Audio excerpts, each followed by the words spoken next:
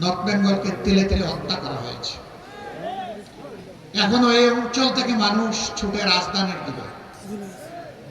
তিনটা বাস্তব প্রয়োজনে ছুটে: উন্নত শিক্ষা, প্রয়োজনীয় স্বাস্থ্য সেবা এবং একটা ছোট্ট একটা চাকরি। এই তিনটার জন্য প্রাণপণে রাজধানীর দিকে ছুটে। আমরা মহান আল্লাহর উপর ভরসা করে কথা দিচ্ছি, ঘরে বসে উত্তরবঙ্গকে আপনারা রাজধানী বানাবেন ইনশাআল্লাহ।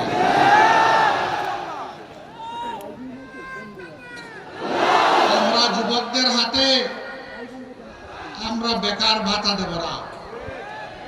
বেকার ভাতা বেকার তৈরির কারখানায় পরিণত হবে। আমাদের যুবকরা বেকার ভাতা চায় না। আমাদের যুবক যারা আছে তারা তাদের হাতে তাদের ন্যায্য কাজটা চায়।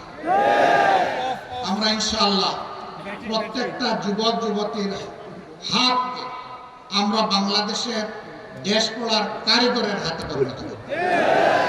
আমরা তাদেরকে বাস্তব শিক্ষা দিয়ে দক্ষতা তাদের হাতে আমরা তুলে দেব। এরপরে গৌরবের সাথে দেশে হোক প্রবাসে হোক সম্মানের সাথে সে আয় রোজগার করবে, চাকরি করবে, ব্যবসা করবে ইনশাআল্লাহ। আমরা উত্তরবঙ্গকে পুরা একদম ইন্ডাস্ট্রিতে পরিণত করতে চাই। এটা সম্ভব। এখানে বাংলাদেশের শস্যের 3 ভাগের 1 ভাগ। সারা বাংলাদেশকে উত্তরবঙ্গ ধান চাল সরবরাহ করে, গম সরবরাহ করে, ভুট্টা সরবরাহ করে, আম জাম সরবরাহ করে, লিচু সরবরাহ করে, পেয়ারা কুল সরবরাহ করে। এক কথায় বলতে গেলে বাংলাদেশের এটি হচ্ছে খাদ্যের একটি ভান্ডার।